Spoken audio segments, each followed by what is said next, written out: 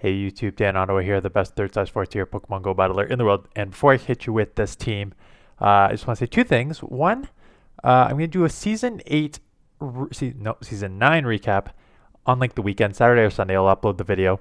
Basically, I'll link above what I did last time. It was just basically kind of going over like the highlights of the season and what I accomplished, what I didn't accomplish, and what I want to do for Season 10. And I just came to mind. I want to do it. I knew I was going to do it anyways, but I just hit 4,500 subscribers yesterday. Nice little push at the ending here. I didn't think I was going to get to it, but we did well these last 3 days. So happy to hit that milestone. So gonna come out with that video then, and I'll probably do like a friendless giveaway too to a few people. And the second thing that I want to mention was I'm uploading this on Thursday. So we got 4 days left, and then Season 10 is supposed to start on the Monday, like theoretically. So I expect them to drop the news sometime soon. So if they drop it on Thursday, I will shoot a video to put that up on Friday. But if they drop the news on like Friday or Saturday, then I'm just going to upload it on Monday. So if you're looking for like info and stuff like that, if it's dropping, like I said, if it drops today within the next 24 hours, I'll do a video for tomorrow. But if not, then I will do it for the Monday before it officially starts that afternoon, probably, unless they like really change it up. Anyways, this team, I was trying to run this morning. It's funny because I was actually trying to run a somewhat team. I was running the Nidoqueen, Sableye, a third Pokemon team, and I was trying different Pokemon. I was trying Swampert, and that worked decently. And then I tried Galarian Stunfisk, and that didn't work as well. I tried to mix and match, and it was kind of going off of one of the PV Poketop and one of the teams that I showcased yesterday, those Nidoqueen, Sableye, Jellicent. I just didn't want to do the double ghost because I don't think it like works amazingly, quite honestly, not with Trevenant and not with everything that's in here. So I wanted to test something out, and I was like, okay, nothing's working, and I don't want to just throw out a team for the sake of throwing out a team. Let me go through my viewer submissions. And out comes a viewer submission with a very closely modified team that went 5 out of 5 in this set. So I'm like, okay, that works. And they replaced basically the Sableye with Mandibuzz. And I like that play because it basically gives you the additional dark coverage to a certain extent. Because like if you run a Sableye, you're just kind of in the back. If you run into like an Umbreon or something, you're just like hard punished. But like going in with a Mandibuzz is actually a nice wider coverage. Plus, if you like Mandibuzz is just like much thicker than Sableye. Like that's one thing I learned about it today. Like Sableye is very like it's not a glass cannon, but like it charges super fast and it hits pretty decently well. But like you're shielding up a lot, and if you don't have two Pokemon that can deal with it, it's a little difficult to use. So Mandibuzz, and this team went 5-0. So yeah, let's take a look at how the battles went. This I don't know if this was. I think they were like in the lower ELO range, but so I don't know if it was submitted as part of the submissions that I wanted to showcase. But here we go. Tougher lead. They come in with Tropius, which is not a great counter. Building up a lot here. Like one Poison Fang would take it out. I guess they're just trying to get energy for if the and they shield, so you're going to hit back to back here. So that's not a great shield use. I think the thought process was I'm going to build up back to back so I have a lot of energy to throw an Earth Power if Galarian Stunfisk comes back in. But now you just Wind Switch and shield advantage. Come with the Stunfisk. You may still get to no, they can just a Rock Slide here and take you. Yeah, I don't mind that because they already used the shield, so you can get to the Earth Power to take them out or do grab the last shield. So I like this play. And Mandibuzz, like it has this is one thing about Mandibuzz, and you get out of there and go into Jellicent right away as you have the defense matchup. Luxray, okay, here we go. We got the Community Day Spice. Unfortunately, Luxray is very glassy and they're behind on energy, so they are going to hit with the Shadow Ball. Almost takes it out. Yeah, almost one shots. That's rough. You could shield, or you can go one shield Mandibuzz against Galarian Stunfisk too, because I think that's not a terrible matchup, quite honestly. Coming in here, I don't know if you're going to get to the... Okay, you're going to try and get to the Earth Power. You may get to the Earth Power, you may not. Because these are doing super effective. Yeah, they're going to go back to back here. So now you got to go Mandibuzz. I was about to say, so I wouldn't have personally done this because Mandibuzz, if you've never played this matchup, and maybe this user hasn't played this matchup before, it takes 3 rock slides. Like Mandibuzz is thick. It takes 3 rock slides to take out Mandibuzz here. And these foul plays do chip. So up a shield, if you were up a shield and didn't waste that shield, it would have taken 4 rock slides. And between all these foul plays, you could have taken it out in 3 foul plays. And you would have definitely outpaced there.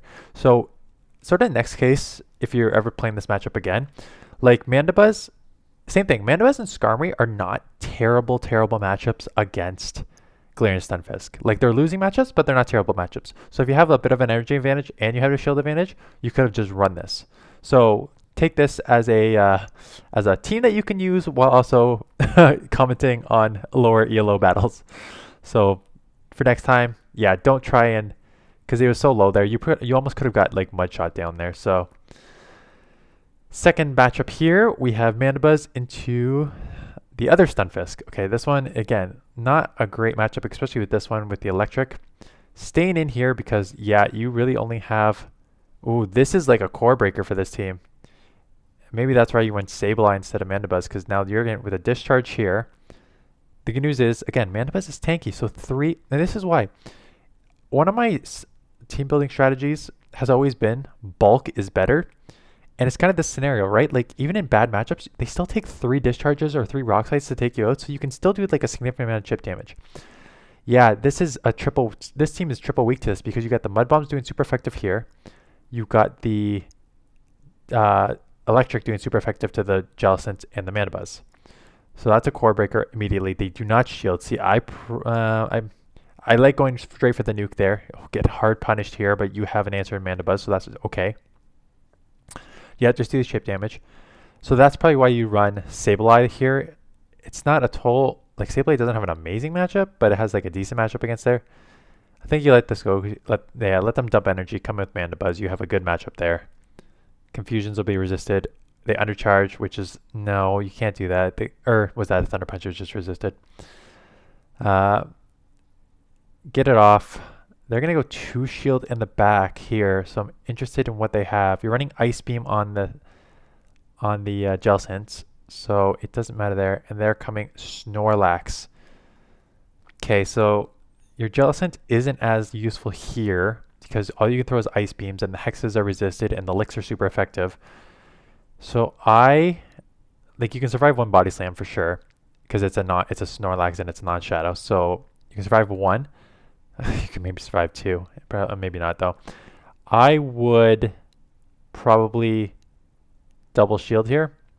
Just because the main... Or you can just switch out. You could have done... Because the main damage is the Licks, right? They can't throw anything that hurts you. Both Body Slams and Superpowers are resisted. So it's only the Licks that are doing the damage.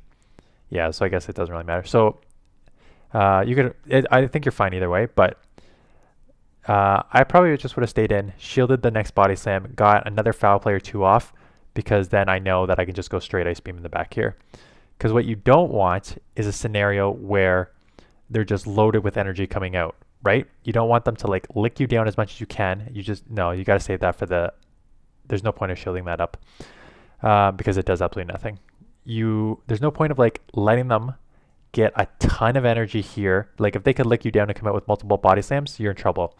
And I think if they may try and do that. So for next case, I would stay in the matchup. Understand that the Body Slam is the only thing that's going to affect Mandibuzz. Everything else is resisted. The Lick is resisted, as opposed to the Jellicent, where the Lick is the only thing doing the move in the Body Slam and Superpower are resisted. So you could have just thrown the foul plays, done a bunch of chip damage, and then you within Ice Beam range. Okay, Sableye. This is a good matchup here because Sableye doesn't really have response here. The claws are resisted. The foul plays are resisted. They can go for the return. Don't go for Alias. No. It's neutral. So is foul play. So foul play is neutral because it's half dark, half ghost. So the ghost will be taken super effective. So the dark will be neutral, and foul play is a way better move than Air Lace. So go for that. 1 return, again, isn't going to do much. They catch on an Azu, which is an okay catch, but now you are easily going to hard punish this. yeah, I was gonna say, pick which one you want to hard punish with. You're gonna have a good matchup in both scenarios. You have an extra shield. This is the second time you've done this, and again, it's not a criticism. I'm surprised you're not throwing earlier, because what you do if you throw earlier, because you're going for the full farm down. I think you're already at 100 energy. Okay. Okay. It's not a terrible idea, because the other thing that you need to consider is they're now up a shield. You're gonna get them all back there, bait and then nuke. So this is actually a nice combo play. So I like this combo play because if they double shield, they're in trouble. Yeah, or they're not. They're gonna just double shield and Machamp, and this game's over because you have like 2 answers for Machamp. The poison jab, poison fang. You probably could have taken that out before they threw a move. And basically, what you just let them do is, again, their team comp didn't have an answer for you, but if you allowed them to get that move off, not shield, take the loss there, but come and like punish you somewhere else, as opposed to like forcing them to shield, right? Kind of like my baiting video. If you have a chance to like hit an opponent with loaded energy, hit them, because they're often going to shield, and then you're going to still be in that winning scenario there. Again, didn't matter there, but that's just my 2 cents. And this is a okay matchup because I played it this morning in reverse, because I had the Nidoqueen into the Mandibuzz, and these foul plays do about like 50%, and so it only takes 2 to take you out. I was a shadow though, so maybe that's why it was 50%. Yeah, so maybe just under. I think it'll be a couple more snarls after this, because I was a shadow, so 2 would take me out quite easily. And yeah, these do not add up fast enough to take you out. So you got a good lead here. They are going to, so that's the difference between the shadow and non-shadow. Can you get to another move, or you're gonna have to eat this? You can shield and come out with energy, or just let it go and get a head on energy. Yeah, they would have been 3 times lower. So I think it's coming in, getting a head on energy. I like that play actually. This is not really a great answer for Jellicent, so they must be really weak to Jellicent here. You have no Bubble Beam, so obviously Shadow Ball is the right move. And I don't think you throw a Bubble Beam at Azu anyways. There's no point. You just go for the Shadow Balls. Even if it's play rough, it's not going to hurt, 50%. So it doesn't do insignificant amount, but you're going to be able to outpace a lot here, especially with that little energy advantage. So you should be able to grab a shield, and they give up, into Jellicent. So there we go. That's why they did not want to come into a loaded Jellicent, because they would have been behind. And they let it go. Oh, that's huge. And this game's over. So then you have an amazing alignment in the back there.